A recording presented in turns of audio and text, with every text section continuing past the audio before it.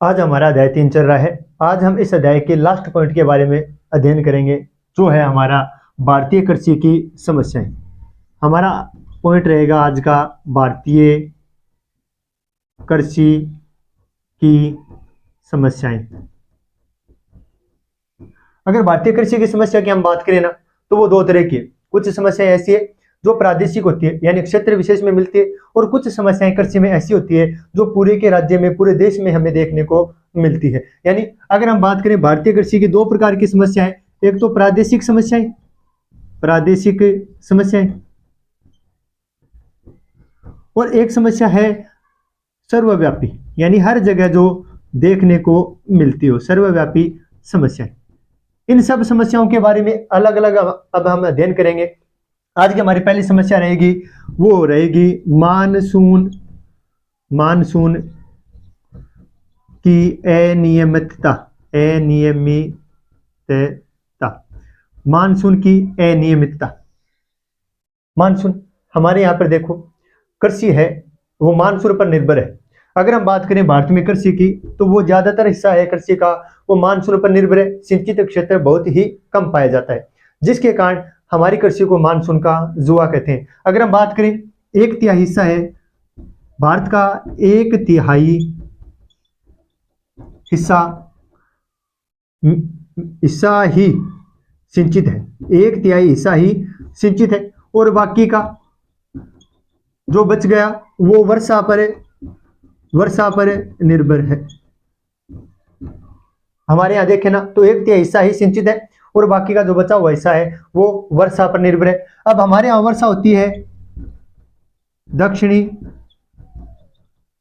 पश्चिमी मानसून से, या दक्षिणी पश्चिमी मानसून से, यानी भारतीय कृषि है वो दक्षिणी पश्चिमी मानसून पर निर्भर है। अब अगर हम बात करें राजस्थान की, राजस्थान जहां पर वर्षा है बहुत ही कम होती है, वह अविश्वसनीय भी है,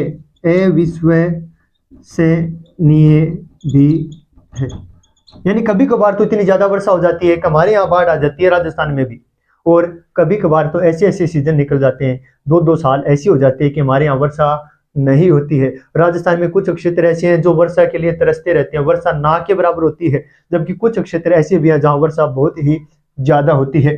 अब हमारे यहाँ अगर हम बात करें ना, तो सूखे की समस्या सबसे बड़ी समस्या है राजस्थान में। सूखे की समस्या सबसे बड़ी है राजस्थान में, सूखे की समस्या सबसे बड़ी है। और कुछ क्षेत्र ऐसे हैं जहां वर्षा ज्यादा होती है। वर्षा भारत में अगर हम देखें ना, तो कुछ क्षेत्र ऐसे हैं जहां वर्षा ज्यादा होती है, उनके यहाँ बाढ़ की समस्या होती है। बाढ़ की समस्या होती है, दोनों तरफ ही है। अगर राजस्थान में देखें ना, तो जहां वर्षा कम होती है वहां पर सूखे की समस्या होती है, और जहां भारत में वर्षा ज्यादा होती है, जिन क्षेत्रों में ज्यादा वर्षा होती है, वहां पर बाढ़ की समस्याएं आम बात है। अब अगर हम देखें ना, तो जहां पर कम वर्षा होती है वहां पर भी कभी कभार बाढ़ आ जाती है। कम वर्षा वाले क्षेत्रों में भी बाढ़ आ जाती है। अगर हम बात करें 2006 से 17 तक की, तो महाराष्ट्र, गुजरात और राजस्थान ऐसे राज्य हैं जहां पर बाढ़ की समस्याएं उत्पन्न हो चुकी थी। हमारे यहाँ कवास में बाढ़ आई थी, और राजस्थान, गुजरात, महाराष्ट्र ऐसे क्षेत्र हैं जहां पर बाढ़ की समस्या भी बन जाती है। हम बात कर रहे हैं सूखा और बाढ़ की। सूखा और बाढ़ अगर हम बात करें, दोनों सूखा व बाढ़, तो भारतीय कृषि की दोनों ही जुड़वा संकट है, दोनों ही समस्या है। भारतीय कृषि की जुड़वा संकट, सूखा और बाढ़ को जुड़वा संकट कहते हैं। दूसरे पॉइंट की अगर हम बात करें, तो दूसरी सबसे बड़ी हमारे यहाँ समस्या है वो है निम्न उत्पादकता।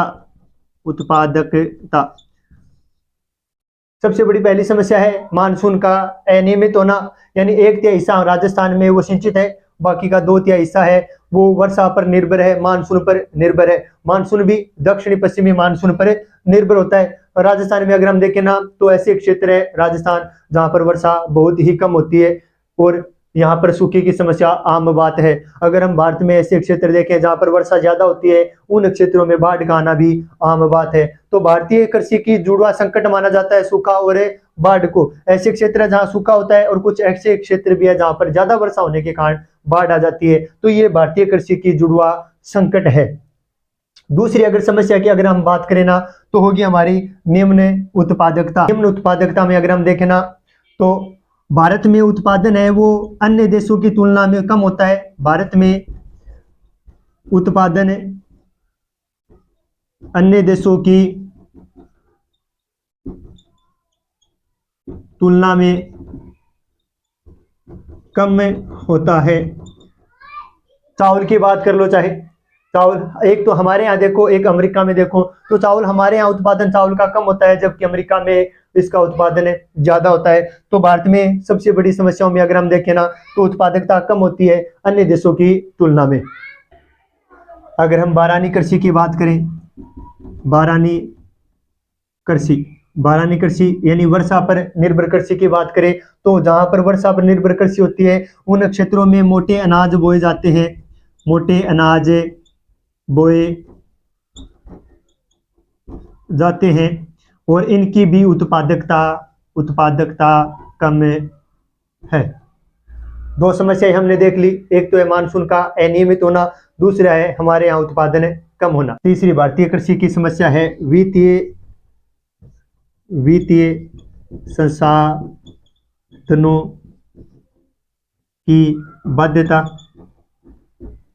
एवं ऋणग्रस्तता। यह भारतीय कृषि की समस्या है। भारतीय कृषि के बारे में हम बहुत सारा पढ़ चुके हैं और हमें यह भी पता है कि जो भारत में किसान है उनका उत्पादन कम होता है और कृषि करने के लिए लागत ज्यादा लगती है। अगर हम बात करें कृषि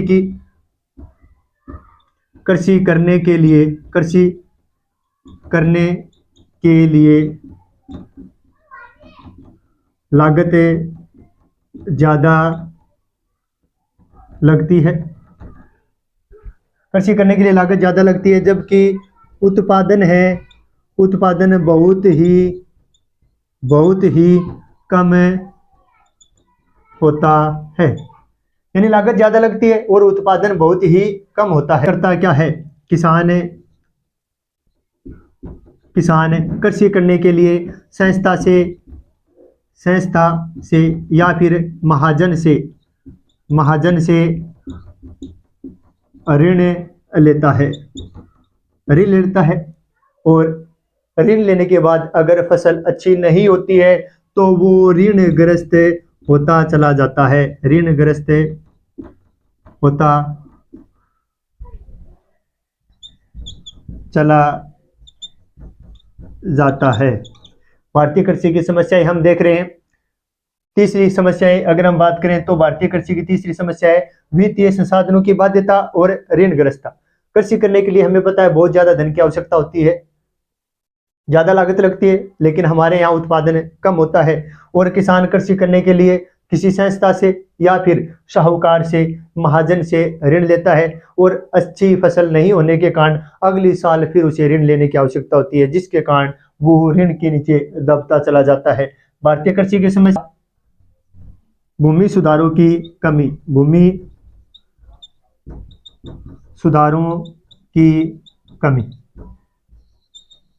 भारतीय कृषि की एक सबसे बड़ी समस्या में अगर हम देखें ना तो ये भी एक समस्या है, हमारे यहाँ भूमि सुधारों की बहुत ही ज्यादा कमी पाई जाती है। अगर हम बात करें भूमि की तो भारत में भूमि का असमान वितरण की वजह से भारतीय किसान शोषित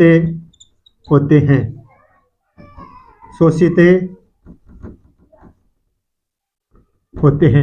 यानी हमारे यहाँ देखें ना तो भूमि का असमान वितरण कुछ ऐसे लोग हैं जिनके पास बहुत ही ज्यादा भूमि पाई जाती है, और कुछ ऐसे भी किसान हैं जिनके पास भूमि न के बराबर या बहुत ही थोड़े हिस्से में पाई जाती है। तो भारतीय किसान है वो भूमि के असमान वितरण की वजह से लंबे समय से शोषित हो करें अंग्रेजों के शासन से ही, यानी भारत में जब से अंग्रेज शासन कर रहे थे, अंग्रेजों के समय से ही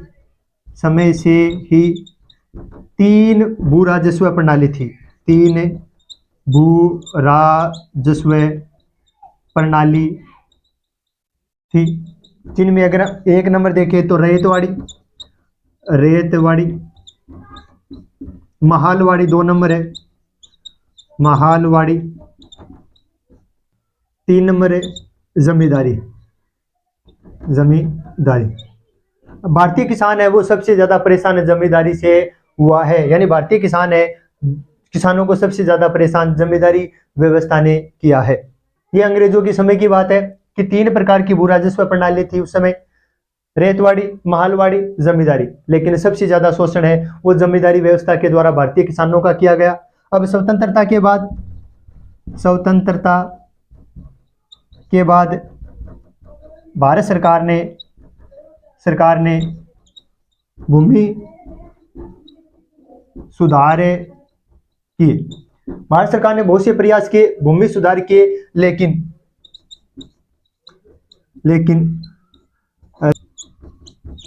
कमजोर राजनीतिक इच्छा शक्ति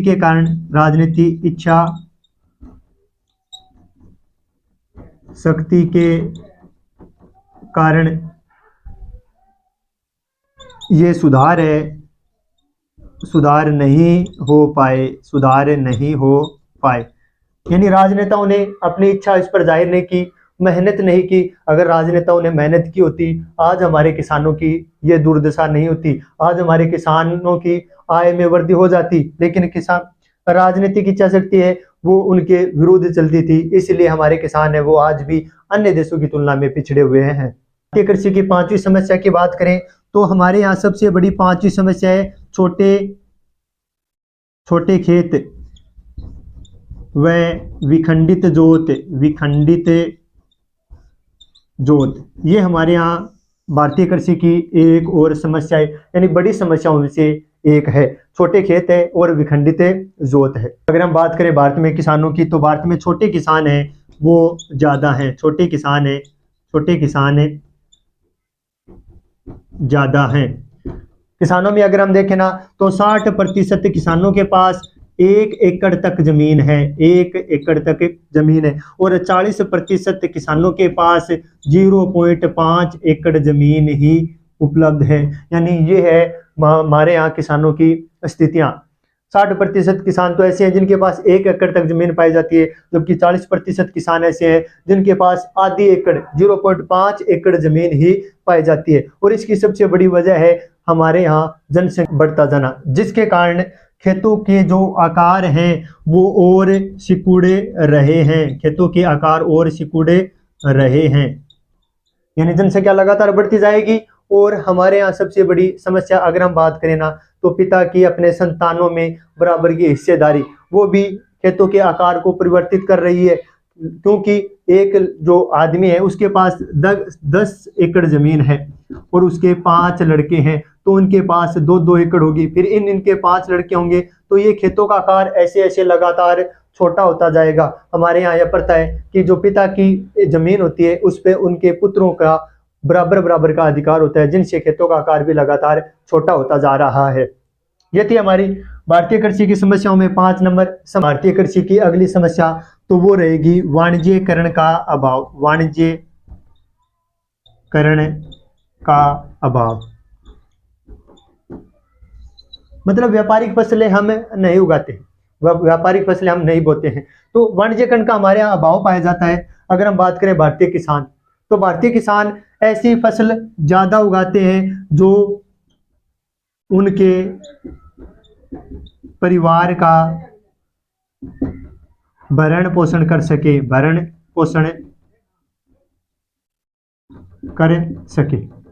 यानी भारतीय किसान है वो ज्यादातर ऐसी फसलें उगाते हैं जो उनके परिवार का भरण पोषण कर सके। अब देखो कभी 20 टाबर है घर तो आप व्यापारिक फसल के बारे में सोचांगे तो पहले तो वहां को पेट भरना पड़े, इसलिए किसान अपना इसो ही काम करे कि पहले पोत तो अपने परिवार के बारे में सोचो, आगे खाने का 1 साल को बंदोबस्त करके छोड़ो, ये जीता रहेगा तो बाद में आप व्यापारिक फसल उगाऊंगा। यानी हमारे यहाँ परिवार है वो बहुत बड़े होते हैं, जिसके कारण हम व्यापारिक फसलों की तरफ ध्यान नहीं देते, ऐसी ही फसल उगाते हैं जिनसे हमारे परिवार का भरण पोषण हो सके। अगर हम जरूरत से ज्यादा यानी जरूरत से अधिक उत्पादन की बात करें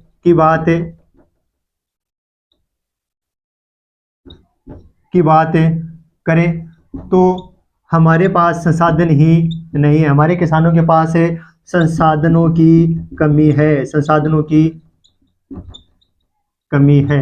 यानी संसाधन नहीं है तो उत्पादन ज्यादा होगा कहाँ से करेंगे किसान उत्पादन ज्यादा? हमारे किसानों के पास संसाधनों की कमी पाई जाती है, जिसके कारण वो संसाधन नहीं होने के कारण ऐसी फसलें नहीं बोते जो वाणिज्यिकरण के काम में आती हो।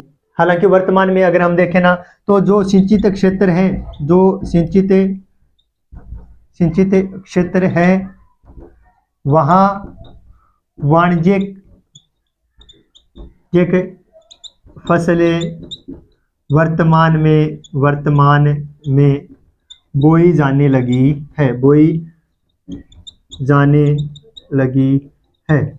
लेकिन भारतीय किसानों की सबसे बड़ी समस्या है कि उनका परिवार बहुत ज्यादा बड़ा होता है और पूरा का पूरा परिवार है वो कृषि पर ही निर्भर होता है। इसलिए भारतीय किसान है वो वाणिज्यिक फसलों को बोना चाहता हो, लेकिन पहले वो ऐसी फसलें बोएगा जिससे उसके परिवार का भरण पोषण आसानी से हो सके। ये थी हमारी भारतीय कृषि की सबसे बड़ी समस्याओं में से एक समस्या, वाणिज्यिकरण का अभाव। भारतीय कृषि की अगली समस्या की बात करें तो वो है हमारी व्यापक अल्प रोजगारी।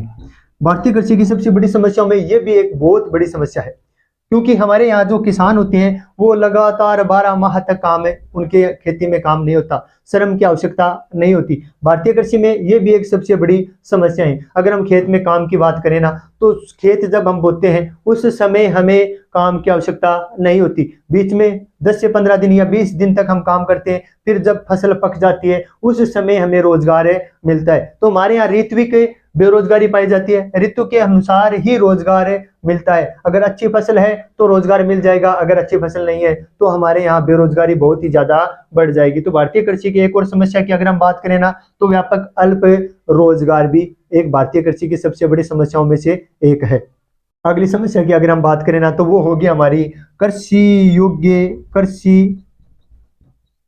योग्य भूमि का निम्नीकरण।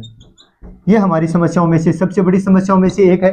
कृषि योग्य भूमि है भारत में, उसका लगातार निम्नीकरण हो रहा है, वो लगातार अनुपजाऊ होती जा रही है। ये भी भारतीय कृषि की समस्याएं है।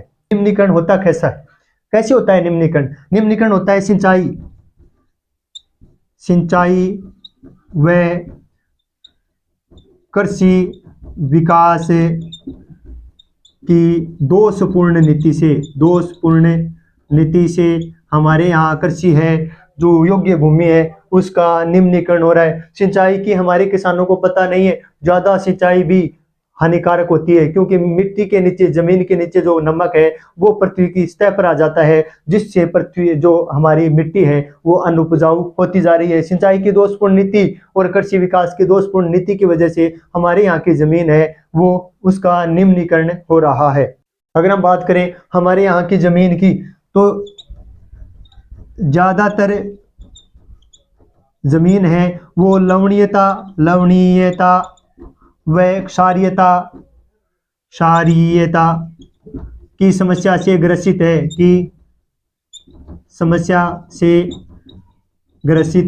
है। यानी हमारे यहाँ अति सिंचाई की वजह से ये समस्याएं पैदा हो रही है, लवणीयता। और हमारी अगर जमीन में लवणीयता है तो रॉक फॉस्फेट का छिड़काव करना चाहिए, और अगर क्षारीय है तो जिप्सम का छिड़काव करना चाहिए, जिससे ये समस्याएं है वो दूर हो जाती है। अगर हम देखें ना तो कीटनाशकों का ज्यादा उपयोग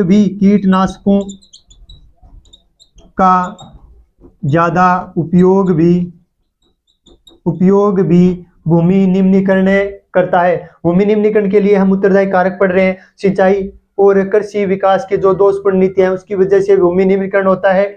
ज्यादातर जमीन है वो लवणीय और क्षारीयता से ग्रस्त होती जा रही है। अगर हम आगे देखें तो कीटनाशकों का ज्यादा उपयोग भी भूमि निम्नीकरण लगातार कर रहा है। अब कुछ ऐसे भी कारक हैं जो मानव के द्वारा भूमि निम्नीकरण के लिए उत्तरदायी है, जैसे जल अपरदन,